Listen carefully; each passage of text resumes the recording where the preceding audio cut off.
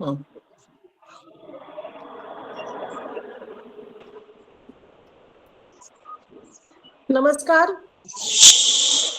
नमस्कार ma'am. A very good afternoon to all of you. आज नवरात्रि का पहला दिन है.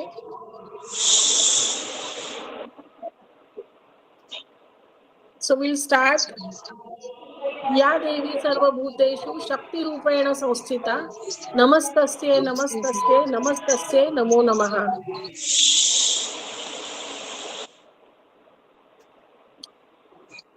जो स्त्री है, नारी है, उसी को हम देवी स्वरूप मानेंगे. और जो आद्य स्वरूप है देवी माँ का, महिषासुर मर्दिनी का, वो सूक्ष्म रूप से हर स्त्री के अंदर स्थित है. तो आज के नवरात्रि के दिन से लेकर हम ये ज्ञान का यज्ञ चालू करने जा रहे हैं. इसका मेन प्रयोजन ऐसा है कि आजकल हम लोग देखेंगे तो फेसबुक है, इंस्टाग्राम है, यूट्यूब है, हर जगह पे हम लोग देखेंगे तो आयुर्वेद के बारे में कोई ना कोई कुछ ना कुछ कहता ही रहता है. और एक कोई हर्ब्स या एक कोई द्रव्य उठाएंगे और बोलेंगे कि ये आयुर्वेद चालू हो गया. लेकिन एक्चुअली में ऐसा है क्या? आयुर्वेद यह एक पुरातन शास्त्र है जिसको हमारे महर्षियों ने कई हजारों वर्षों पहले से हमें बताया है. और उसकी जो शुरुआत हुई थी वो ब्रह्मदेव के पास से है. यानी ब्रह्मदेव ने ब्रह्मा स्मृत्वा आयुष वेद, यानी ब्रह्मदेव ने भी आयुर्वेद का स्मरण किया. ब्रह्मदेव ने आयुर्वेद लिखा नहीं. तो ये जो ब्रह्मदेव ने आयुर्वेद का स्मरण किया, उसके बाद में उन्होंने वो प्रजापति मजिग्रहत यानी इंद्रदेव को दिया. और उसके बाद में हमारे जो महर्षि हैं, आचार्य हैं, चरकाचार्य हैं, सुश्रुताचार्य हैं, उनके द्वारा ये आयुर्वेद शास्त्र आगे वैद्यों के पास चला गया. और आज तक लेके हजारों सालों से हम आयुर्वेद के माध्यम से लोगों की सेवा कर रहे हैं. तो ये जो आयुर्वेद है वो इतना पुरातन है, इसके लिए बहुत सारा अध्ययन अभ्यास करना पड़ता है. वो इतनी छोटी सी चीज है नहीं कि कोई भी आए और बोले कि हाँ ले लो, ये हम आपको आयुर्वेद सिखा रहे हैं. तो यही एक थॉट था बेसिक, वो दिमाग में लेके हमारी जो डॉक्टर हैं, डॉक्टर गौरी सरवणकर जी, तो उनके दिमाग में ये पहले ख्याल आया कि उन्होंने बोला कि हमारा आयुर्वेद एक्चुअली में क्या है, ये हम सामान्य लोगों तक पहुंचाएंगे. और उसके बाद फिर हम लोग साथ में जुड़ के हम लोगों ने ये एक छोटा सा प्रयास चालू किया. और सरप्राइजिंगली हम वी आर वेरी हैप्पी कि इतनी सारी महिलाएं उसमें जुड़ गई. तो हमारी जो स्त्री शक्ति है उसके आरोग्य के लिए हर रोज हम अलग अलग डॉक्टर्स आके, और हमारी जो डॉक्टर्स हैं, हमारा जो ग्रुप है, ये सब डॉक्टर्स मिनिमम 20+ ईयर्स से आयुर्वेद के माध्यम से लोगों की सेवा कर रही है. और आयुर्वेद का जो बेसिक तंत्र है, बेसिक जो प्रिंसिपल्स है, उसे लेके ही हम लोग चल रहे हैं. तो आज से हम लोग जो करने जा रहे हैं, ये आयुर्वेद के माध्यम से ज्ञान का होने वाला यज्ञ है. और इस ज्ञान के अमृत के कण हमारे पास जुड़ने वाली हर महिला लेके जाएगी. क्योंकि एक नारी, अगर सबला नारी अगर ज्ञानी भी हो जाएगी, वो अपना घर, परिवार और पर्याय से पूरे समाज को ये ज्ञान दे सकती है. तो I welcome you all. And आज का ये प्रोग्राम है, उसकी शुरुआत करने के लिए हमारी सीनियर है डॉक्टर शुभा राहुल, जो मुंबई के एक्स मेयर रह चुकी हैं, आयुर्वेद में पीजी किया है, उनका अभी पीएचडी भी चल रहा है. और सबसे इम्पोर्टेंट है कि आयुर्वेद से प्यार करने वाली और आयुर्वेद का प्रचार करने वाली ऐसी हमारी डॉक्टर है. तो मैं डॉक्टर शुभा राहुल जी को बोलती हूँ कि रिक्वेस्ट करती हूँ कि ये आके आज के हमारे प्रोग्राम का शुभारंभ कर दे. I welcome doctor Shubha Rahul madam. Surat है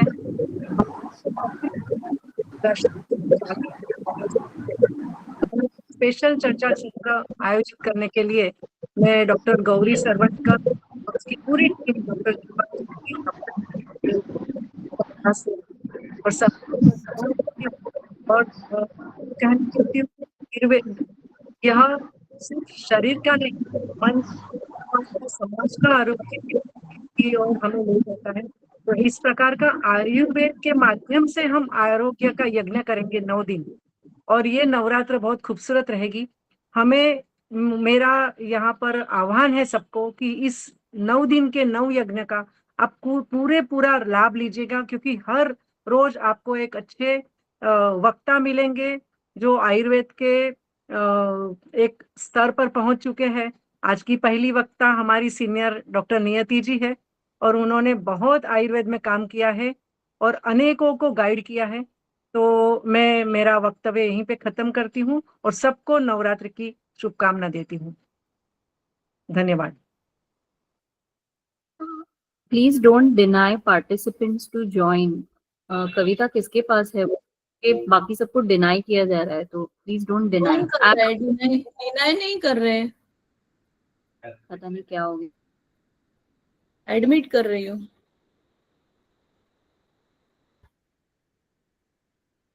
हाँ, हमारे आज के स्पीकर हैं डॉक्टर नियति चितलिया। उनका प्रैक्टिस 37 इयर्स से है। ये उनका पंचकर्मा केंद्र का पहला प्राइवेट प्रैक्टिस उन्होंने मुंबई में स्टार्ट किया था। उनके पेरेंटिंग और आयुर्वेदा के ऊपर 7 बुक्स उन्होंने लिखी है। बहुत सारे टॉक्स बहुत सारे ऑर्गेनाइजेशंस में हुए हैं, जैसे कि इनकम टैक्स एम्प्लॉयज को उन्होंने हेल्थ टॉक दिए हैं, और ये काम उनका 10 बरस तक चल रहा था। बहुत सारे हंड्रेड्स ऑफ टॉक्स उनके हुए हैं आकाशवाणी पे और टेलीविजन शो पे, टेलीविजन अलग अलग चैनल्स पे। एक मी मराठी पे लज्जतदार शो आया था उनका, वो 3 बरस तक चला और हाईएस्ट टीआरपी था उसका। She is also an social worker with सोसवा, 35 ईयर्स से है और वो उन्होंने 50 से ज्यादा वर्कशॉप कंडक्ट किए हैं मेंस्ट्रुअल एजुकेशन एंड हाइजीन में लॉकडाउन में। और वो योगा सिखाती है हैंडीकैप ट्रेनीज एंड स्टूडेंट्स को। English, she have taught spoken English to volunteers also, and she was an advisor for a parenting project called Supraja. Last 5 बरस से ये आप काम कर रहे हैं और मैडम संगीत विशारद भी है and she is trend in vocal Hindustani classical music for last 26 years. सो ऐसे मल्टीपल गुण वो है उनके पास। मल्टीटास्किंग मैडम हमें आज मार्गदर्शन करेंगी। Madam you can start. नमस्ते सबको, नमस्ते। मेरी आवाज आ रही है आप तक? गौरी बराबर आ रही है? जी जी। और तो आज का जो टॉपिक है, समय हम लोग व्यतीत न करते डायरेक्टली टॉपिक पे जाते हैं। टॉपिक है वेट लॉस। आज की ये बहुत बड़ी समस्या है कि वेट गेन। तो पहले वेट गेन क्यों हो रहा है, पहले क्यों नहीं होता था और आजकल क्यों हो रहा है, इसकी थोड़ी सी मैं एक भूमिका पेश करती हूँ ताकि आपको समझ में आए कि अपना वजन क्यों बढ़ता है। बहुत बार ऐसा होता है कि हम लोग जो खाते हैं वो फैट से ही फैट होगा ये जरूरी नहीं है। कभी कभी मीठी चीजें भी फैट में कन्वर्ट हो जाती है। वो कैसे कन्वर्ट होती है कि जब भी हम लोग मीठी चीजें, मतलब जो स्वाद में मीठी हो या पेट में जाकर उनका शुगर में कन्वर्ट होते हो, जैसे गेहूं है, चावल है, ये सारी चीजें भी पेट में जाकर के उनका शुगर में ही कन्वर्जन हो जाता है। तो ऐसी चीजें जब हम लोग खाते हैं तो उनका रूपांतर फैट में हो जाता है। ये जो फैट है ये वापस उसमें से एक एडिपोकाइनेज करके एंजाइम निकलता है जो अपने को क्रेविंग करवाता है कि शुगर खाओ, या जिन चीजों का रूपांतर शुगर में होता है उन चीजों को खाओ। उन चीजों को खाने से वापस अपने शरीर में इंसुलिन बढ़ता है जो इस शुगर को फैट में कन्वर्ट करता है। ऐसा एक वो सर्कल हो जाता है, विशियस सर्कल, जिसमें हम अटक जाते हैं। कुछ भी करके हम डाइट चेंज नहीं कर पाते हैं या अपनी टेस्ट ऐसी डेवलप हो गई है कि हम लोग उसको चेंज नहीं कर पाते हैं। तो पहली बात यह है कि ये आज क्यों हो रहा है, पहले क्यों नहीं हो रहा था।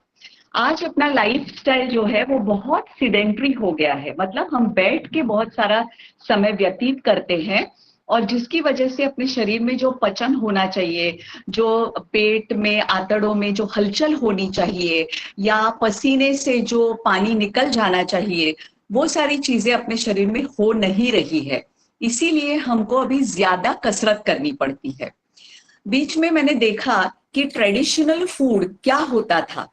तो ट्रेडिशनल फूड जो हम आज नाश्ते के लिए खाते हैं वो अपना ट्रेडिशनल फूड नहीं था, उसको हम लोगों ने कन्वर्ट करके करके अपनी टेस्ट को जो अच्छा लगता है ऐसा हम लोगों ने खाना बनाया है।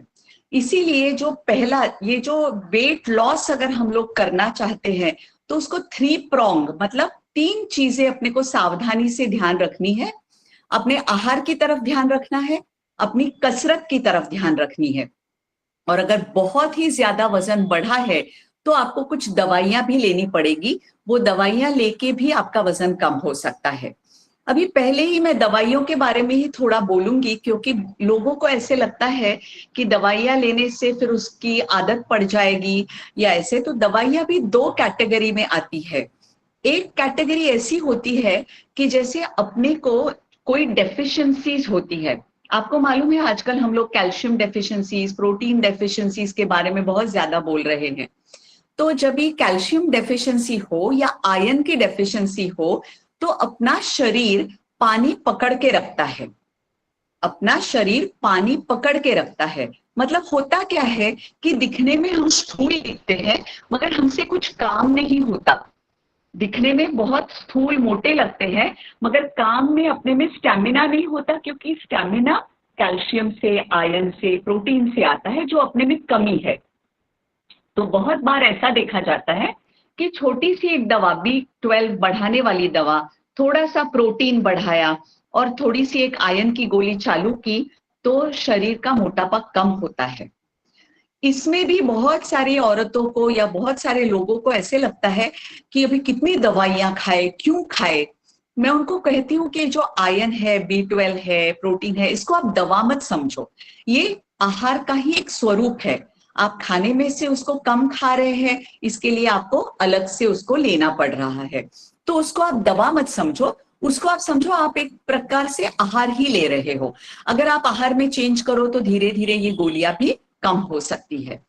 दूसरा जो चिकित्सा का स्वरूप होता है वो पचन, मतलब अपना पचन नॉर्मल लाने के लिए। जो आयुर्वेदिक डॉक्टर है उनको तो पता ही होगा कि हम लोग कहते हैं काय चिकित्सा। काय चिकित्सा मतलब शरीर की चिकित्सा तो है ही, काय का दूसरा अर्थ है अग्नि, अपने अग्नि की चिकित्सा। अभी जो मैंने कहा कि जो शरीर में से एडिपोज टिश्यू में से एडिपोकाइनेज आता है, मतलब वो मेद का अग्नि होता है। वो मेद का अग्नि बहुत ज्यादा बढ़ जाता है मगर अपनी जो मेन पचन शक्ति है, जिसे हम लोग जाठर अग्नि कहते हैं, या अपनी मेन पचन शक्ति वो कम होती है। मगर मेद या फैट की अग्नि बहुत ज्यादा बढ़ जाती है। मतलब आप कुछ भी खाओ उसका पूरा रूपांतर फैट में हो जाएगा, और उस फैट को निकालने के लिए फिर आपको एक अलग तरीके से एक दूसरी सेट ऑफ दवाइयां होती है जो दवाइयां है। जो पहला सेट मैंने बोला वो सप्लीमेंट्स है और दूसरा सेट जो है वो दवाइयां होती है। तो ये तो दवाइयां हमेशा किसी तज्ञ वैद्य की सलाह से ही लेनी चाहिए। शुरुआत में ही जो अपर्णा मैडम ने कहा कि आजकल यूट्यूब पे या आप गूगल सर्च करेंगे, इंस्टाग्राम पे बहुत सारे सेल्फ प्रोक्लेम्ड लोग हैं जो कहते हैं ग्रीन टी लो तो आपका वजन कम हो जाएगा, ये खाओ तो वजन कम हो जाएगा, वो खाओ तो वजन कम हो जाएगा। एक सिंपल लॉजिकल बात आप याद रखो, कुछ भी खा के आपका वजन कम नहीं होगा, कुछ ना खा के ही आपका वजन कम होगा। मतलब शरीर में लंघन और हल्कापन अगर आप नहीं लाएंगे तो आपका वजन कम नहीं हो सकता। इसीलिए जो सेल्फ प्रोक्लेम्ड लोग हैं इनसे आप बचिए और अच्छी तरह से अपनी कसरत और अपने डाइट को अच्छी तरह से रूटीन के जैसे बना के ही आप वजन कम कर सकते हैं। जैसे एक उदाहरण दे दूं कि इंटरमिटेंट फास्टिंग के बारे में, तो बहुत सारे लोग आजकल ये कर रहा है, वो कर रहा है, इसके बारे में बहुत सारी बातें हो रही है, तो हम लोग भी फास्टिंग करेंगे। अभी फास्टिंग को आयुर्वेद में एक बहुत बढ़िया शब्द है लंघन। लंघन मतलब शरीर को लघु करने वाला, शरीर को हल्का करने वाला। मतलब जो कोई क्रिया से आपका शरीर हल्का होता है उसको लंघन कहते हैं। तो इसमें एक तो आ गया कि आप आहार कम करो, ये तो आ ही गया, मगर उसके साथ आप समझो 15 मिनट धूप में बैठो तो भी आपका शरीर हल्का होता है, 1 घंटा चलो तो भी शरीर हल्का होता है, कसरत करो तो भी शरीर हल्का होता है, वमन विरेचन जैसे आप पंचकर्म करो तो भी आपका शरीर हल्का होता है। मतलब सिर्फ फास्टिंग से ही शरीर हल्का होता है ऐसा नहीं, बहुत सारी चीजें हैं जो करके आप शरीर में लाघव या लंघन करके अपने शरीर को हल्का कर सकते हैं। और शरीर को हल्का करना यही तो वेट लॉस है। तो आप आहार को कम करो, उसके साथ ही आप शरीर में हलन चलन पैदा करो, कसरत करो, चलो या योगा करो, जिसकी वजह से आपका वजन कम हो सकता है। जैसे अभी इंटरमिटेंट फास्टिंग के बारे में ही एक ऐसा है, मतलब मिथ है लोगों का कि समझो 8 बजे उनका खाना खत्म हो गया तो फास्टिंग वो काउंट करने लगते हैं 8 बजे से। मतलब आज रात को 8 बजे से अगली सुबह 8, 10, 12 बजे तक। ये बात बहुत गलत है। फास्टिंग का काउंटिंग तभी से करना चाहिए जब आपका खाना पेट से आंतड़ों में चला गया है। इस प्रक्रिया को 1.5 से 2 घंटे लगते हैं। अगर आपको ये प्रक्रिया स्पीड अप करनी है तो आपको थोड़ा सा चलना है। मतलब सुबह के खाने के बाद और रात के खाने के बाद हल्के हल्के, फास्ट नहीं चलना है, हल्के हल्के आप अगर 10-15 मिनट चलते हो तो आंतड़ों में जो जाने की प्रक्रिया है पेट में से, वो थोड़ी जल्दी हो जाती है।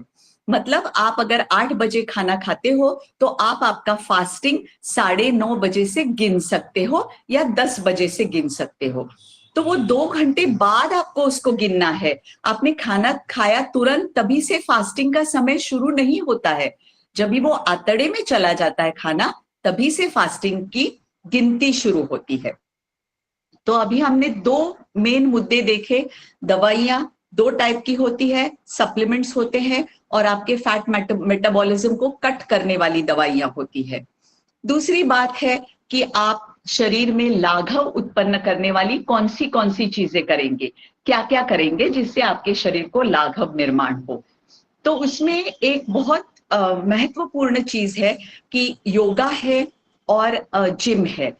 ये 2 चीजें बहुत सारे लोग ज्वाइन करते हैं।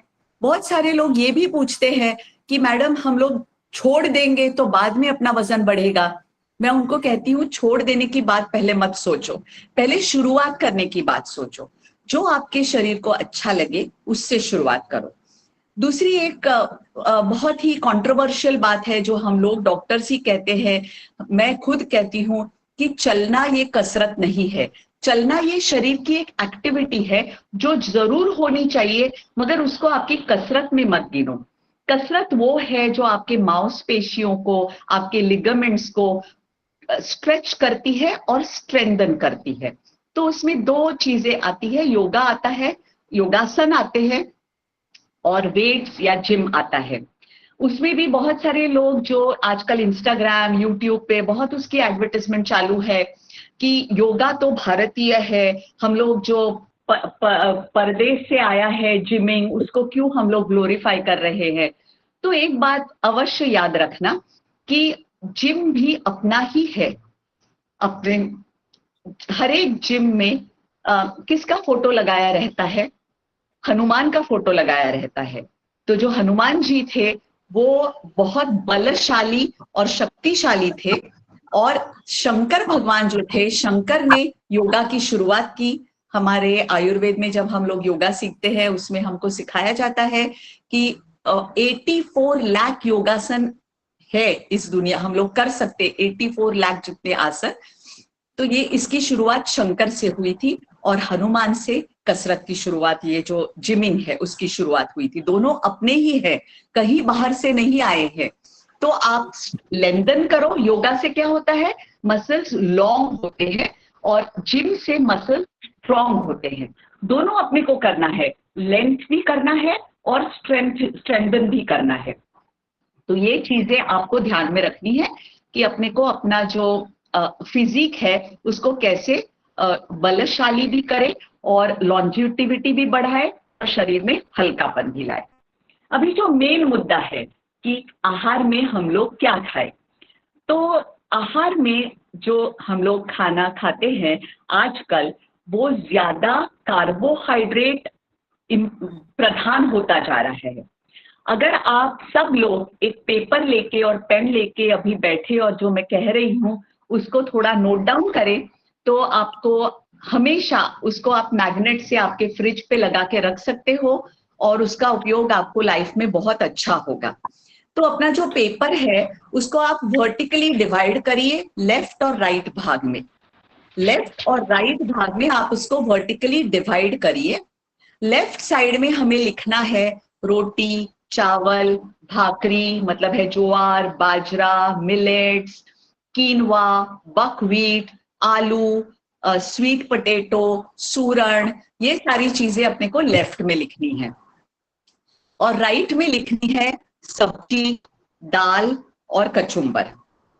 तो ये हो गया, एक लेफ्ट साइड हो गई, एक राइट साइड हो गई। बहुत सिंपल है। लेफ्ट में हमने सारे ग्रेन्स डाले हुए हैं, ज्वार है, बाजरा है, चावल है, गेहूं है, आलू है, कीनवा है, मिलेट्स है, स्वीट पोटैटो, सूरण, बाकी सारे भी जो यैम्स होते हैं वो सारे लेफ्ट साइड में आ गए। राइट साइड में सारी सब्जियां, सारी, कोई भी सब्जी छोड़ना, सारी सब्जियां, दाल और कचुम्बर आ गया। अभी करना क्या है कि जो लेफ्ट साइड में लिखा हुआ है वो आपको लेना है एक ही भाग, और उसके 4 गुना आपको लेना है जो आपने राइट साइड में लिखा हुआ है। 4 गुना लेना है जो राइट साइड में लिखा है और 1 गुना लेना है जो आपने लेफ्ट साइड में लिखा है। ये हो गया आपका डाइट। तो अभी किसी ने समझो पूछा डॉक्टर मैं रागी के डोसे बनाती हूँ, तो आपको पता हो गया कि रागी के डोसे ये प्रॉपर बैलेंस डाइट नहीं है। रागी मतलब शुगर। तो क्या करें, तो उसके अंदर आप दाल डाले 4 गुना और 1 ही गुना आप रागी डाले। ऐसे डोसे आप जरूर खा सकते हैं। तो आपके समझ में आ गई होगी बात कि जो सुबह में हम लोग आजकल ब्रेकफास्ट ले रहे हैं उसका सारा परिवर्तन शुगर में हो रहा है। वो कौन सी चीजें हैं? हम लोग पोहे खाते हैं, उपमा खाते हैं, इडली डोसा खाते हैं, ब्रेड बटर खाते हैं, चाय और चपाती खाते हैं, या बिस्किट या चाय खाते हैं, बटर खाते हैं, ढोकले खाते हैं। ये सारी चीजें पूरी की पूरी तरह से रूपांतरित होती है शक्कर में। 1 चम्मच, जिससे हम लोग सर्विंग चम्मच कहते हैं, 1 सर्विंग चम्मच पोहे मतलब 5 चम्मच शक्कर। तो अभी अगर हम कह रहे हैं कि ये सारी चीजें मत खाओ, तो फिर ये सारी चीजें नहीं खानी है तो क्या खाना है? जैसे मैंने बोला 4 भाग इधर के और 1 भाग इधर का, तो 4 भाग ये बाजू में क्या आ गया? दाल आ गई। तो आप जो अपनी 5 दालें हैं, 5 दालें, तूर की दाल, चने की दाल, मूंग की दाल, उड़द की दाल और तूर की दाल, ये 5, मसूर की दाल, ये 5 दालें आपने सोक कर दी, उसको ग्राइंड किया, उसमें 1 चम्मच रवा डाला। आपको जो कोई ग्रीन लीफी वेजिटेबल है, पालक है, मेथी है, मूले के पत्ते हैं, मूली को क्रश छीन के डालना है, दूधी डालना है, गोभी डालना है, जो कोई सब्जी आपको पसंद है उसके अंदर आप डाल सकते हैं। अगर रात को तैयार करके रखा और सुबह उसको खाया तो उसमें B12 का प्रमाण बहुत ज्यादा होता है, तो रात को उसको अगर आप बना के रखते इट इज बेटर। समय नहीं हो तो कोई बात नहीं है, सुबह उसको एक बाजू में तवा रख दिया और एक बाजू में मिक्सर में इसको ग्राइंड कर लिया और उसके चीले बना लिए। ये आप कर सकती है। उसी के साथ सारी दालें बॉईल करके, उन्हीं बॉइल दालों में आटा थोड़ा सा गूंद के, यही सारी जो सब्जियां हैं इनको, सारी सब्जियों को ऐड करके आप इसके पराठे भी बना सकती हैं। जो थाली पीठ होता है वो थाली पीठ भी आप बना के खा सकती है सुबह के टाइम पे। अभी बात आती है, ये मैंने आपको वेजिटेरियन बोला, अब दूसरी बात आती है नॉन वेजिटेरियन वस्तुओं की। तो बहुत सारे लोग, जब भी मैं डाइट के बारे में बोलती हूँ तो मुझे यही सवाल आता है कि नॉन वेजिटेरियन फूड आप कैसे एडवाइस करती हो अगर आप आयुर्वेदिक डॉक्टर हो तो एक बात सब लोग अच्छी तरह से समझ लो कि आयुर्वेद ये वेद है, ये एक ज्ञान है, ये कोई धर्म या धार्मिक ग्रंथ बिल्कुल नहीं है। आयुर्वेद मतलब आयु अस्मिन वेदः, जो ज्ञान अपने को अपने शरीर और अपने आयु के बारे में ज्ञान देता है उसको आयुर्वेद कहा जाता है। आयुर्वेद में मयूर के मांस से लेकर के कछुए के मांस तक, उसमें गाय का भी मांस है और भैंस का भी मांस है, सब प्रकार के मांस का वर्णन आता है बिल्कुल शुरुआत के ग्रंथ में, सूत्र स्थान में। तो आयुर्वेद कहता है अगर आप मिताहारी हो, अगर आप हिताहारी हो और अगर आप अशाकाहारी हो तो आपकी आयु, बल, स्मृति, सारी चीजें अच्छी तरह से रहती है जब तक आप 100 साल की उम्र तक या उसके आगे आपकी जितनी नियत आयु या निश्चित आयु है, तब तक आपका बल और आपका मन और आपका शरीर आपको साथ देता है। इसीलिए अगर आप नॉन वेजिटेरियन हो तो बात यह है कि हम नॉन वेजिटेरियन जो खाते हैं वो बहुत सारी मसाले डाल के खाते हैं। तो मसालों को अगर आप कम करते हैं और आपका खाने का तरीका थोड़ा सा चेंज करते हैं तो वो चीजें खाने में हल्की होती है। अभी जो हमने लंघन के बारे में मैंने बोला कि शरीर को हल्का करना, उसके बारे में भी एक अपना एक मिथ है, मन में एक ऐसी कल्पना है जो मैं खारिज करना चाहती हूं कि हम लोग सोचते हैं कि जितने हम मसाले खाने में डालते हैं तो वो खाना हल्का हो जाता है, सुकर हो जाता है पचने के लिए। आयुर्वेद कहता है कि अगर आप कृत अन्न होता है और अकृत अन्न होता है। अकृत अन्न मतलब उसमें कुछ भी नहीं डला होता, नमक भी आप ना डलो और उसको सिर्फ उबाल के खाओ तो वो खाना सबसे हल्का होता है। आप कृत अन्न करने जाओ मतलब आप उसको मसाले डालो, उबालो या उसको पकाओ तो वो ज्यादा भारी होने लगता है। और लॉजिकली भी हम लोग देखते हैं कि दूध को हम उबालते उसकी रबड़ी बनाते हैं तो वो ज्यादा भारी होती है पचने के लिए, और सादा दूध जो होता है वो पचने के लिए बहुत आसान होता है। तो ये चीजें हमको ध्यान में रखनी है कि आहार को भी अपने को हल्का करना है। जितना हम हल्का करें आहार को उतना वो पचने में अच्छा। मतलब समझो अभी एक रोटी ली, उसके 4 गुना अपने को लेना है सब्जी, दाल और चावल। दूसरी रोटी ली तो फिर से 4 गुना लेना है सब्जी, दाल और कचुम्बर। चावल लिया तो वापस 4 गुना लेना है सब्जी, दाल और कचुम्बर। मतलब अपने को पता हो गया कि अपने को कितना खाना है।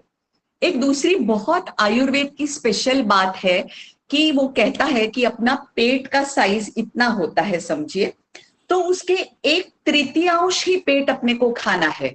अपने को भरपेट बिल्कुल नहीं खाना है, 1/3 ऑफ द स्टमक ही खाना है। 1/3 स्टमक अगर हम खाते हैं तो आप स्टमक को मिक्सर के जैसे समझो। अगर मिक्सर में आप ठूस ठूस के सब चीजें भरेंगे तो वो अच्छी तरह से उसको बना नहीं पाएगा, उसको पीस नहीं पाएगा। वही चीज होती है अपने शरीर के अंदर, अगर हम ठूस ठूस के मिक्सर के अंदर अपने पेट के अंदर भरेंगे तो वो अपने आहार को पचा नहीं सकता। इसीलिए 1/3 घना अन्न अपने को सिर्फ 1/3 भरना है। दूसरा 1/3 द्रव भरना है। द्रव में सिर्फ पानी नहीं आता, द्रव में दाल आता है, छाछ आता है, बाकी पानी, चाय, कॉफी, आप जो कुछ द्रव पदार्थ लेते हैं वो सारे द्रव में आ जाते हैं। तो आपको 1/3 पेट भरना है द्रव से, 1/3 घन से, और 1/3 आपको पूरा खाली रखना है। तो अगर इस तरीके से हम लोग खाना खाते हैं तो अपने को पता हो जाएगा, और आप सोच भी सकते हैं, लॉजिकली भी समझ सकते हैं कि अपना पेट कितना हल्का हो जाएगा। एक पूरा और अंदर खाना भी जा सकेगा, इतना अपना शरीर हल्का हो जाएगा। तो ये हल्कापन जो अपना शरीर अपने को पैदा करना है अपने शरीर में, वो कम खा के, कसरत करके या ऐसी चीजें जिससे अपने शरीर में क्रिया करके जो शरीर को हल्का करे, और वो सप्लीमेंट्स लेके जिसकी वजह से अपने खाने में जो कुछ अभी भूल हो रही है, अच्छी तरह से अपने को खाना नहीं जा रहा है, तो जो खाना अपने को अच्छी तरह से मतलब नहीं जा रहा है, कम पड़ रहा है, उसकी जगह में अगर हम सप्लीमेंट्स लेते हैं तो वो सप्लीमेंट्स अपने को शरीर अपना हल्का और मोटापा कम करने में हेल्प करते हैं। तो ये हुआ एक ठोस आपके सामने एक इमेज रखा मैंने कि वेट लॉस, वेट गेन क्यों होता है, वेट लॉस हम 3 प्रक्रियाओं से कैसे कर सकते हैं। अभी हम लोगों ने आपको एनकरेज किया है कि आप जो सवाल पूछना चाहते हैं वो चैट बॉक्स के अंदर आप डालिए, तो डॉक्टर गौरी जो है वो एक एक पढ़ के बताएंगी ताकि मैं उनका जवाब दे सकूं, और आपके जो पर्टिकुलर सवाल है वो उनके बारे में मैं अपन डिस्कस कर सकते हैं। हेलो। हाँ, पार्टिसिपेंट्स आप आपके क्वेश्चंस है चैट बॉक्स में डाल सकते हैं। अभी जब तक सवाल आते हैं तब तक मैं एक पॉइंट बताऊं आपको. हाँ, okay. So is it necessary to take protein powder? Yes. देखिए कैसा है, अगर आप खाने में नॉनवेज खा रहे हो, दाल और जो स्प्राउट्स है वो ले रहे हो, या इन शॉर्ट आपका जितना वजन है उतने ग्राम्स अगर आप प्रोटीन्स खा रहे हो, तो आपको स्पेशल प्रोटीन पाउडर लेने की जरूरत नहीं है. मगर देखा जाता है कि एक कटोरी अगर आप दाल खाते हो और चावल रोटी ज्यादा खा रहे हो, वैसे भी आपके शरीर में प्रोटीन कम जा रहा है, तो आपको एक सप्लीमेंट दिन में एक बार प्रोटीन का पाउडर आप ले सकते हो. तो प्रोटीन का पाउडर अपने को एक वेजिटेबल बेस्ड प्रोटीन पाउडर मिलता है या एक केमिकल बेस्ड प्रोटीन पाउडर मिलता है. दोनों बॉडी के लिए कोई हानिकारक नहीं है. आपको जो अच्छा लगे और आपको जो टेस्ट के लिए अच्छा लगे, सिर्फ शुगर फ्री लो. शुगर फ्री प्रोटीन पाउडर लेना जरूरी है. हॅलो. येस. हा, शुगर कोणत्या स्वरूपात घेतली पाहिजे मॅडम? म्हणजे फ्रुट्स, आल्मंड्स, या. असा क्वेश्चन आहे. Very nice question. क्योंकि एक बात ध्यान से समझिए आप लोग कि हम लोग खाना समझो बना रही है और अपना ध्यान नहीं है, तो क्या हो जाता है, वो सब्जी जल जाती है. सही बात है, सब्जी जल जाती है. वो क्यों जलती है? क्योंकि उसमें भगवान ने शक्कर डली हुई है जो कैरमलाइज होती है. हम कैरमल कस्टर्ड खाते हैं या कैरमल जो खाते हैं वो क्या है? बर्न शुगर है. तो अगर हम फूल गोभी की सब्जी बना रहे हैं या पत्ता गोभी की सब्जी बना रहे हैं और अपना ध्यान नहीं है, तो वो जल जाती है. मतलब उसमें जो शक्कर है ऑलरेडी वो जल जाती है. तो अपने को एक्चुअली है ना, शुगर खाने की कोई जरूरत नहीं है. अपने आहार में शुगर है, मगर वो जो मीठी टेस्ट है जिसकी अपने को आदत है, उसकी वजह से अपने को खाने का मन होता है. तो आप अगर शुगर छोड़ना चाहते हैं, तो मैं लोगों को कहती हूँ तुरंत वो जो स्वीट शुगर आप ऊपर से ऐड कर रही हो, गुड़ या शक्कर, एक बात याद रखना, गुड़ और शक्कर दोनों सेम है. गुड़ भी शक्कर ही है, उतनी ही वो शरीर में शक्कर को बढ़ाता है. तो वो जो स्वीट टेस्ट है उसको बंद कर दो, एकदम से बंद कर दो. अपने को खाने में से बहुत शुगर मिल रही है. और अगर बहुत ज्यादा अपने को चाहिए, ऐसे कभी क्रेविंग होता है, तो फ्रूट आप खा सकते हैं, मगर वो भी ओवरडू मत करना. बहुत ज्यादा अगर फ्रूट खाते हैं आप, तो फिर वो फिर शुगर में ही कन्वर्ट होता है. तो अगर आप समझो केला खाना चाहते हैं, तो उसके साथ थोड़ा सा पीनट बटर उसको लगा के आप खा सकते हैं, ताकि उसमें भी थोड़े से प्रोटीन ऐड हो सकते हैं. या चने मूंगफली के साथ फल खाइए. इस तरीके से आप फल खा सकते हैं. मॅडम, अजून एक प्रश्न आलाय की कमी कार्बोहायड्रेट्स फूड कुठले? Less carb. ओके, सी लेस कार्बोहाइड्रेट मतलब कार्बोहाइड्रेट तो सब चीजों में थोड़े बहुत तो होते ही है. अपने को कम करना है, जो मैंने लेफ्ट हैंड साइड पे बोला ना, कि आप रोटी का प्रमाण, भाकरी का प्रमाण, चावल का प्रमाण, आपके दाल सब्जी और कचुम्बर से 1/4 रखिए. तो वेजिटेरियन, देखिए वेजिटेरियन प्रोटीन और नॉन वेजिटेरियन प्रोटीन दोनों अलग है.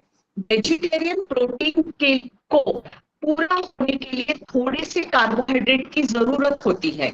मतलब इसीलिए दाल और चावल हम साथ में खाते हैं. मगर हम करते क्या है, चावल के बनाते हैं, चावल खाते हैं बहुत ज्यादा और उसमें दाल डालते हैं बहुत थोड़ी. वैसे मत करिए. आप चावल लीजिए थोड़ा और दाल उसमें डालिए ज्यादा, तभी वो बैलेंस होगा. नॉन वेजिटेरियन प्रोटीन ऐसा है कि आप चिकन खाओ तो पूरा चिकन है, इट इज कंप्लीट प्रोटीन. आपको उसके साथ सिर्फ रफेज खाना है, थोड़ी वेजिटेबल्स, ताकि आपका पेट साफ आ जाए, आपको कॉन्स्टिपेशन ना हो. This is the difference between vegetarian protein and non vegetarian protein. So it's very important we understand this difference कि vegetarian proteins are not complete, so it needs carbohydrates to complete itself, और non-vegetarian proteins are complete in themselves. So fish खा रहे हैं तो थोड़ा सा salad खाइए या सब्जी खा लीजिए, आपका काम हो गया. हॅलो. Yes. अजून एक क्वेश्चन होता मॅडम, बॉडी इन्फ्लेमेशन कमी करण्यासाठी काय खाल्लं पाहिजे? See now body inflammation is like I said, आपके शरीर में अगर खून कम है तो बॉडी पानी रिटेन करता है, आपके बॉडी में बी कॉम्प्लेक्स कम है तो भी बॉडी रिटेन वाटर करता है। तो आप पहले ये टेस्ट करवा लो, आयरन की टेस्ट करवा लो, B12 D3 की टेस्ट करवा लो, ताकि आपको पता हो जाए आपके शरीर में कमी क्या है। तो आप आहार को सुधार सकते हो या थोड़ा आप सप्लीमेंट्स लेके आप नॉर्मल पे आ सकते हो, और फिर आपका शरीर पतला दिखने लगेगा, उसकी सूजन कम हो जाएगी। और बात यह है कि आपको खूब कसरत करनी है। ट्राई टू अंडरस्टैंड द कसरत करने से क्या होता है। व्हेन आप समझो यहां से आपको पसीना निकलता है तो you can see that the pores are horizontal, they are not in the direction of the force of gravity. तो the sweat is getting pushed out of the body, right, सभी जगह से उसको पुश हो रहा है। But when you pass urine it is by the force of gravity, मतलब एक नेचुरल प्रोसेस है। मगर ये जो पसीना निकालने की जो शरीर प्रोसेस करता है, it helps in detoxing more than just passing urine. तो it is very important that we exercise, ताकि अपने टॉक्सिन सारे अपने शरीर से बाहर चले जाए। हॅलो, येस, खंडसारी शुगर वापरू शकतो का आपण? No, all sugar, see all sugar is made out of sugar केन।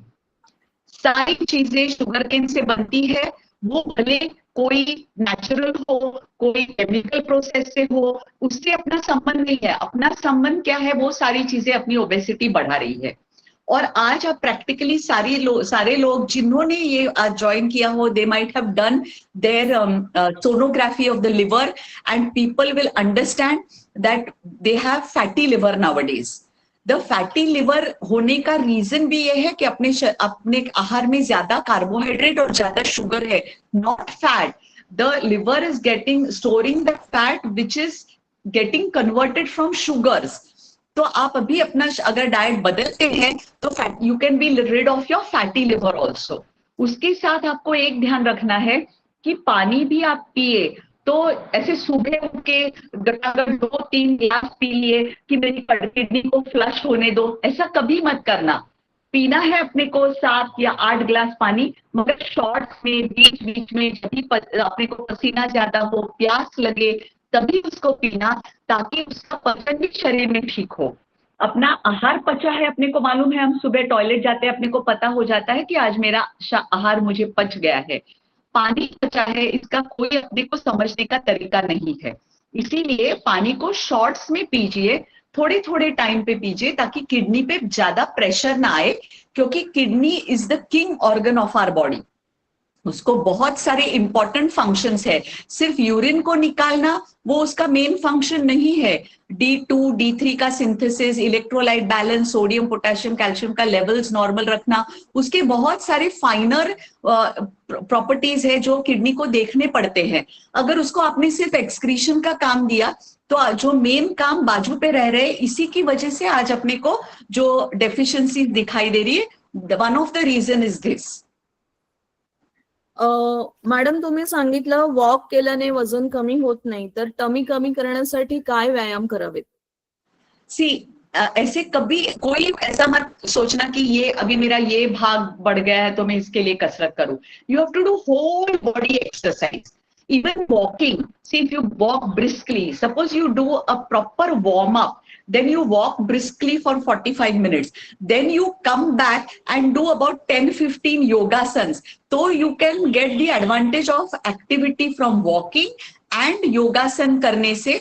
मतलब वॉक करके आ गए तो पहले ताड़ासन करो, फिर हस्तपादासन करो, फिर त्रिकोण आसन करो, फिर वज्रासन में थोड़ी देर बैठो, फिर वज्रासन को निकाल के मार्जारासन करो, अर्ध उष्ट्रासन या उष्ट्रासन करो, फिर सो के भुजंगासन करो, चलभासन करो, धनुरासन करो, फिर पीठ के बल सो करके 2 मिनट के लिए सर्वांगासन करो, हलासन करो, और फिर बाद में 5 मिनट पद्मासन में आप बैठो। ये सारी आसन अगर आप चल के आने के बाद करते हैं तो आपके पाँव भी हल्के हो जाते हैं, सर्कुलेशन भी नॉर्मल हो जाता है।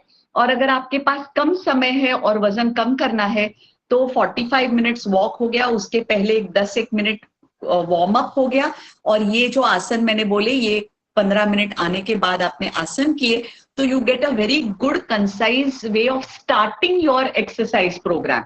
इसके बाद में आपका स्टैमिना बढ़ेगा। और आयुर्वेद क्या कहता है कि अगर आपको प्रमेह है, डायबिटीज है, जिसकी वजह से आपका वजन बढ़ रहा है, तो you have to change your exercise every day.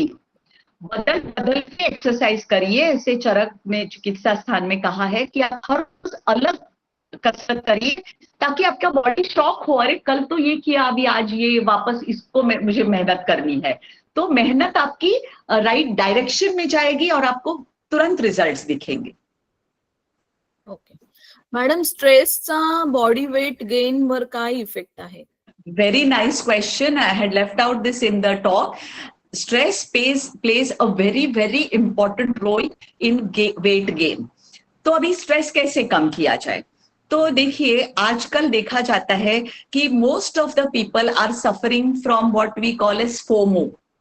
FOMO. Most of you must be knowing, मुझे कहने की जरूरत नहीं है, जिसकी वजह से रात को बहुत देर तक लोग जाग रहे हैं। सुबह वापस काम को तो जाना ही है, मतलब महिलाएं तो, बहुत सी महिलाएं 5 बजे उठ ही जाती है, क्योंकि उनको टिफिन बनाना है, उनको घर की सारी चीजें करनी है, खुद भी जॉब पे जाना है, इवन घर पे रहती हो तो भी उनको सुबह उठना है। तो हो क्या रहा है कि उनका जो स्लीप पैटर्न है वो बदली हो रहा है। अभी होता क्या है, देखिए, अपने जो रात को 10 या 10:30 बजे से रात के 12 बजे तक, रात के 10:30 बजे से लगभग 12 बजे तक अपने शरीर में हॉर्मोन्स छोड़े जाते हैं।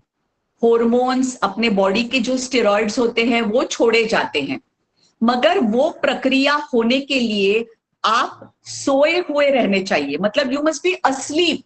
सिर्फ आप पड़े हैं बिस्तर पे और फोन देख रहे हैं, नहीं, आप पूरी तरह से सोए, यू मस्ट बी अस्लीप, तो ही ये स्टेरॉइड्स और हॉर्मोन्स अपने शरीर में छोड़े जाते हैं। अगर आप सोए नहीं रहते हैं तो ये हॉर्मोन्स शरीर में सर्कुलेट नहीं होते हैं, जिसकी वजह से आज बहुत सारी औरतों को पेन्स, संधियों में पेन हो रहे हैं, जो यंग है उनको पीरियड में प्रॉब्लम हो रहा है, पीसीओडी हो रहा है।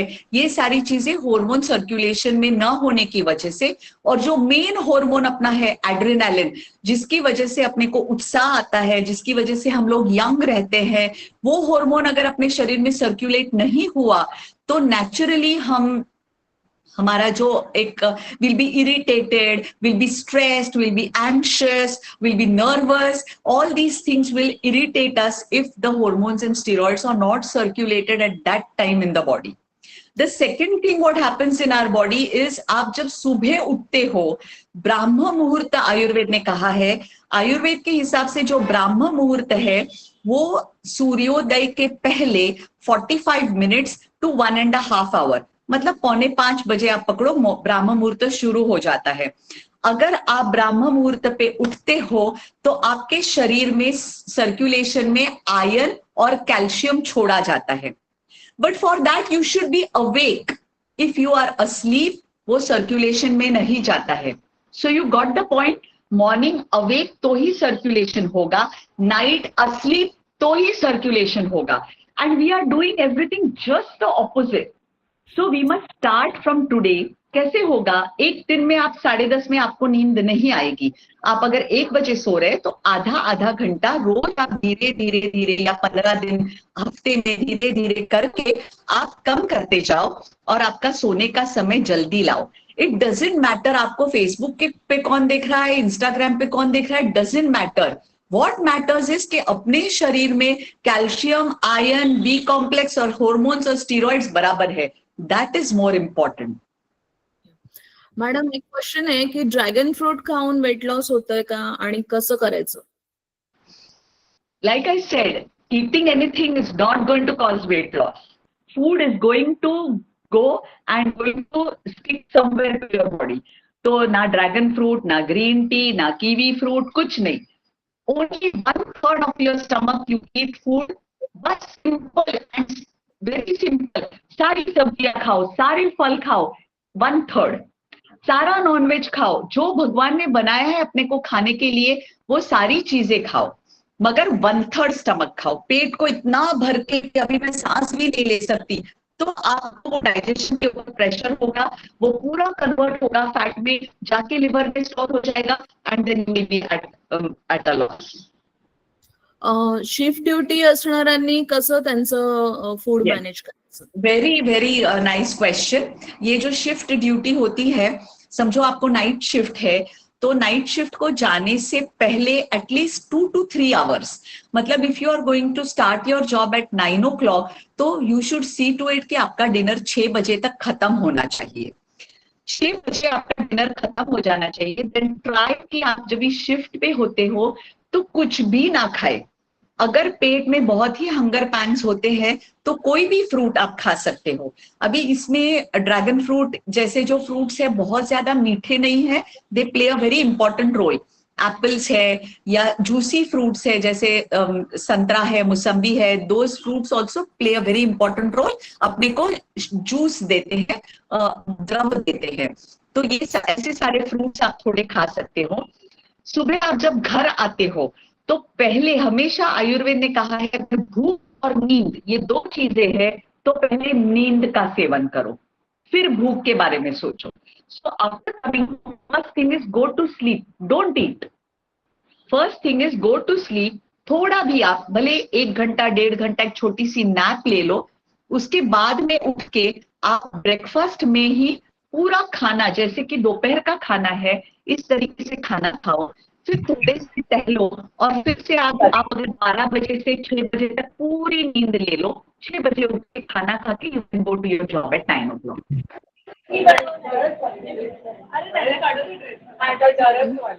हॅलो. Yes. हा, आपण माईक म्यूट करा तुमचं. ओके. मॅडम, डिटॉक्स ड्रिंक्स बद्दल भरपूर आता चर्चेत आहे, तर आपण घरच्या घरी काय डिटॉक्स घेऊ शकतो? I always say that कुछ भी डिटॉक्स मत लो.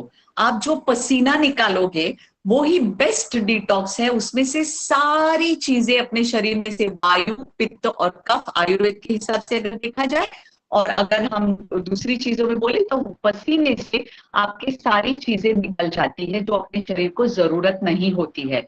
तो कोई भी डिटॉक्स ड्रिंक, या देखिए ऐसा होता है, लिखते कहते कि अल्कलाइन होता है, ये होता है. अपनी बॉडी ही भगवान ने ऐसी बनाई है कि आप कितना भी एसिडिक खाओ वो उसको अल्कलाइन ही कर देता है. उसमें वो क्षमता है.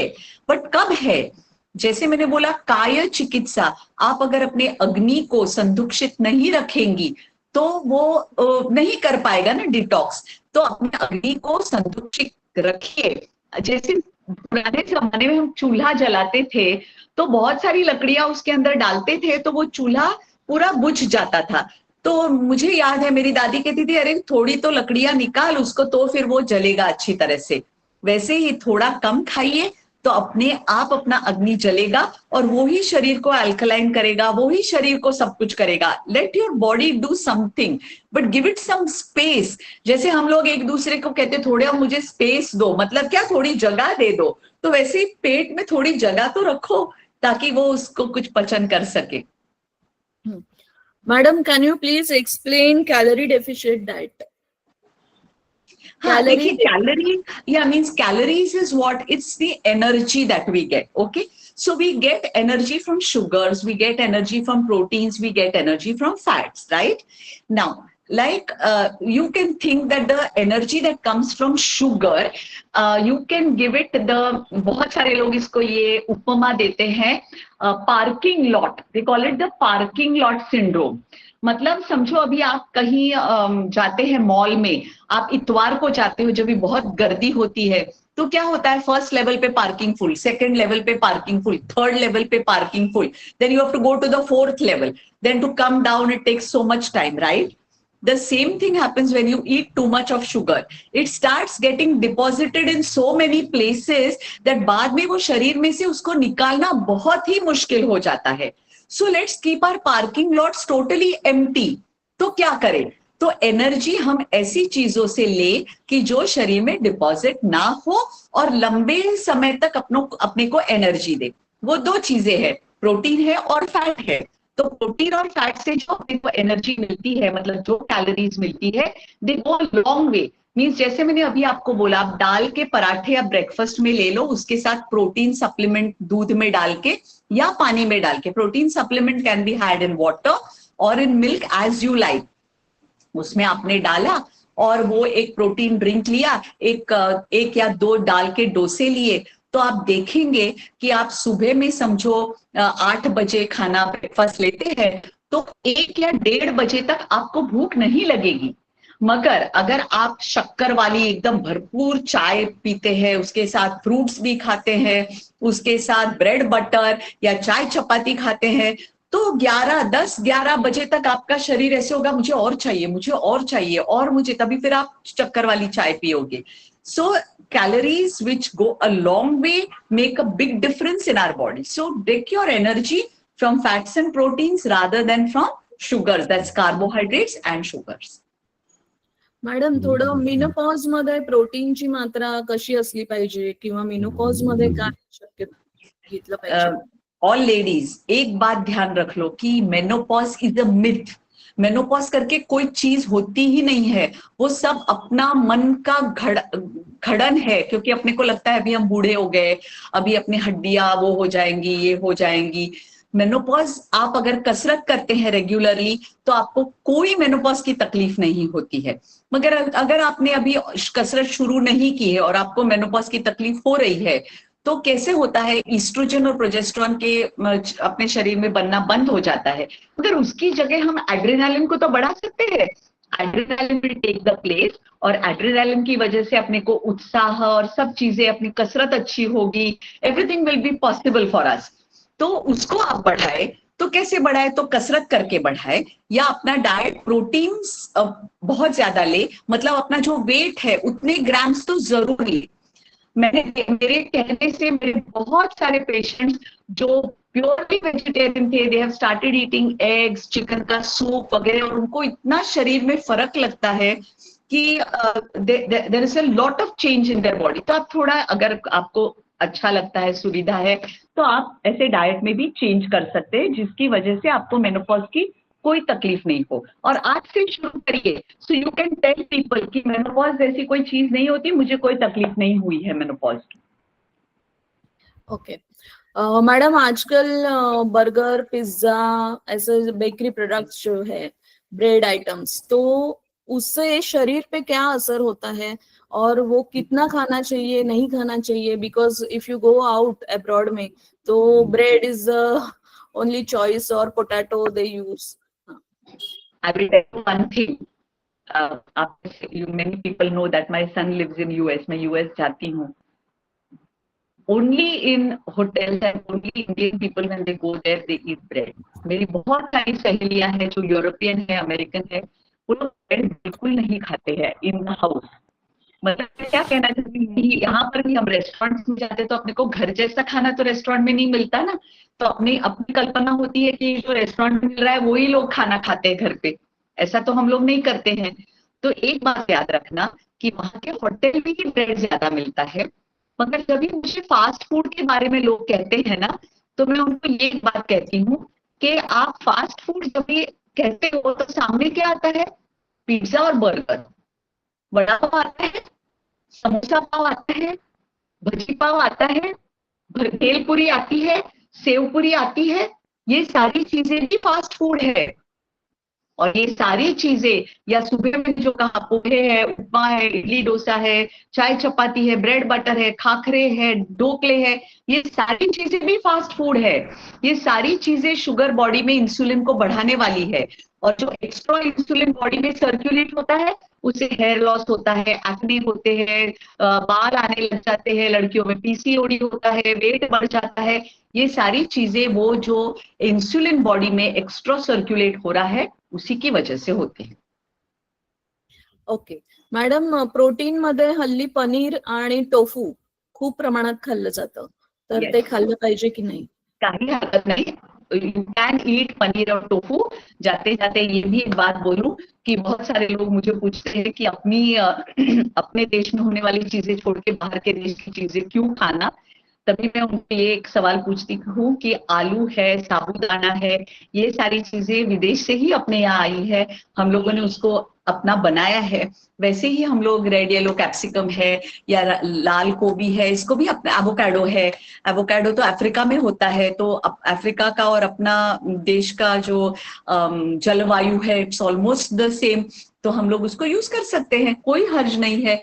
तो इसीलिए टोफू भी खाइए, पनीर भी खाइए। सिर्फ अभी आजकल FSSAI के वार्निंग्स आ रहे हैं कि आप अच्छा पनीर खाइए, तो अमूल का पनीर है या घर में बनाया हुआ paneer is the best I think. तो वैसा पनीर आप जरूर खाइए, जरा ध्यान रख के बराबर सारा अच्छा पनीर खाइए। एक लास्ट क्वेश्चन विचारते मॅडम. घी बद्दल खूप मिसकन्सेप्शन आहेत की पहिल्यांदा पेशंट्सना दिलं की आपण म्हणते विचारतात की घीने वेट तर नाही वाढणार, तर घी बद्दल सांगा ना मॅडम. ओके सी, आप जो भी कुकिंग करते हो, स्नेह के बारे में कहती हूँ थोड़ा सा। जो हम इंडियन कुकिंग करते हैं, मतलब हम लोग तड़का लगाते हैं, राइट?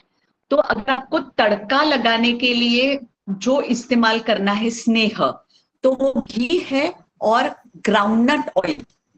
ग्राउंडनट ऑयल और घी, इसका स्मोकिंग पॉइंट, उसको बोलते हैं स्मोकिंग पॉइंट, जिसकी वजह से वो स्नेह डिसइंटीग्रेट नहीं होता और शरीर में ट्रांस फैट में रूपांतरित नहीं होता है। ये दो ही चीजें हैं, घी है और तेल है। अभी घी जो हम लोग पंचकर्म में शोधन के लिए जो पूर्व कर्म में देते हैं, वो कहीं भी डिपॉजिट नहीं होता है बॉडी में, बिकॉज सेपरेट टेस्ट इसके बारे में किए हुए हैं। घी देने के बाद जो पंचकर्म किया जाता है, तो उसमें वो डिपॉजिट बॉडी में नहीं होता, उससे वजन नहीं बढ़ता। हाँ, आप अगर घी ऐसे ही खा रहे हो, मतलब रोज आप कार्बोहाइड्रेट्स भी खा रहे हो और उसके साथ घी भी खा रहे हो, तो आपका वजन जरूर बढ़ेगा। फिर आप तेल भी खाओ, बटर भी खाओ, घी भी खाओ, कोई भी स्नेह खाओ, कार्बोहाइड्रेट्स के साथ अगर आप खाते हैं तो आपका वजन बढ़ता है। मगर समझो आप एक एग खा रहे हो, तो एग के अंदर योक है, yolk is fat, but that fat is important for the proteins to get digested nicely in the body, not cause any side effects, not cause any depositions. तो भगवान ने प्रोटीन के साथ फैट इसी के लिए रखा है, because we need some kind of fat. अगर हम लोगों ने तला, आज वड़े बनाए, तो वो तेल तुरंत उसको डिस्कार्ड करिए, उसको रखिए मत, ताकि वो ट्रांस फैट में कन्वर्ट नहीं होता है। सो ऑलवेज तड़का लगाने के लिए, इंडियन फूड के लिए तड़का जब भी लगेगा तब high smoking point. Shallow fry करना है, ज्यादा उसको स्मोक नहीं करना है, then you can use sunflower oil, groundnut oil to a certain extent. Groundnut oil आप कच्चा भी ग्राउंडनट ऑयल नहीं, कोकोनट ऑयल, कोकोनट ऑयल आप कच्चा भी खा सकते हैं। Coconut oil and ghee are almost similar. तो हम लोग दूध और घी देते हैं जब कुछ बहुत एसिडिटी होती है और आंतड़े स्लगिश होते हैं, तो we give milk and ghee at bed time, specially for older people. तो जिनको घी अच्छा नहीं लगता, दूध अच्छा नहीं लगता, उनको पानी में कोकोनट ऑयल डाल के हम लोग लेने को कहते हैं। It has the same advantage. Hello, हा मॅडम, रिफाइंड ऑइल आणि फिल्टर्ड ऑइल याच्याबद्दल काय सांगू शकाल? Filtered oil is the best to use, try to avoid refined oil.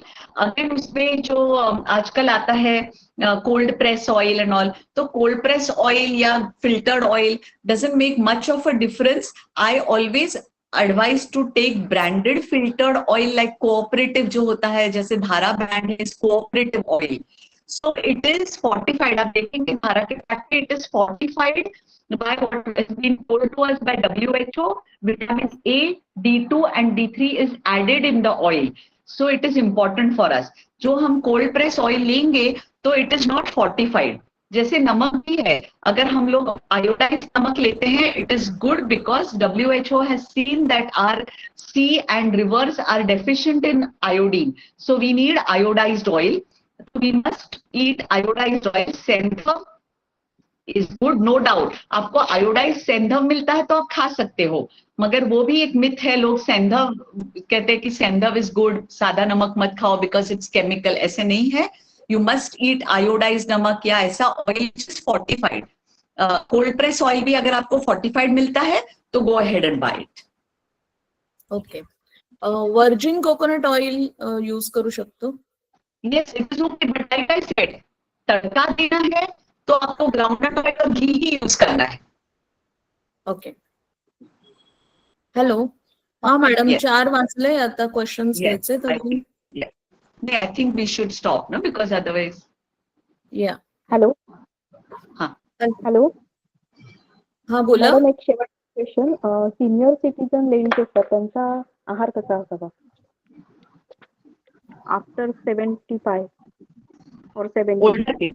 older people. Yes. Okay, older people कैसे है, उनकी एक्टिविटी कम हो जाती है जिसकी वजह से उनको बेसिकली कॉन्स्टिपेशन होता है. So their diet should be more of fibre. Always remember there is a tendency older people में वो लोग लैक्सेटिव लेते हैं. लैक्सेटिव लेने से उनके आंतड़े जो होते हैं वो ड्राई हो जाते हैं. इसीलिए ओल्डर पीपल को हम लोग मिल्क और घी या पानी और कोकोनट ऑयल लेने को कहते हैं. मगर अगर फूड में से ही वो फाइबरस फूड और फ्रूट्स लेते हैं तो उनको ज्यादा अच्छा है. तो वो लोग चपाती है, भाकरी है, चावल है, थोड़ा कम खा के सब्जियां खूब ज्यादा खाए is always better for the older people. फिर उनको ऐसे भी अगर चल नहीं सकते हैं या उनकी एक्टिविटी कम हो जाती है तो there is a YouTube channel in Jordan. Jordan का साइट है उसका एक है ना, वो है कि करने की कसरत है. वैसे भी वो कसरत कर सकते हैं जिसकी वजह से उनकी बॉडी एक्टिव हो, उनके आंतड़े भी, उनकी हलन चलन हो, उनको कॉन्स्टिपेशन ना हो. ये सारी चीजें कॉम्पेंसेट हो सकती है. थँक्यू. हा, आता मॅडमचं एवढं इंटरेस्टिंग टॉक झाल्यानंतर आता आपण प्रोग्राम इथे थांबवतोय. मॅडमनी खूप सुंदर कार्ब कसे घ्यायचे, व्यायाम कसा करायचा, डिटॉक्स कुठलं असलं पाहिजे, इन्फ्लेमेशन कसं येतं आणि ड्युटीनुसार तुम्ही डाएट कसं घेतलं पाहिजे, सप्लिमेंट घेतल्या पाहिजे की नाही, मेडिसिन्स कुठले घेतले पाहिजे, कसे घेतले पाहिजे, ऑइल कुठलं वापरायचं, या अशा अनेक गोष्टींवर मॅडमनी मार्गदर्शन केलेलं आहे. तर मी मॅडमचं खूप सुंदर मार्गदर्शन झालं मॅडम, खूप एक्सलंट टॉक. त्याच्यामुळे मी तुमचे खूप खूप आभार मानते आणि आजचं हे सेशन कम्प्लीट झाल्याचं जाहीर करते. Thank you so Thank you, much. Gauri. Thank you, Gauri, for organizing Thank such a you. lovely Really program. very Thanks a nice lot. session. Thank you ma'am. Thank you so Thank you. Much. खरंच छान झालं. हो, खूप छान session झालं. Thank you. Thank you. Thank you ma'am. खूप छान झालं एकदम.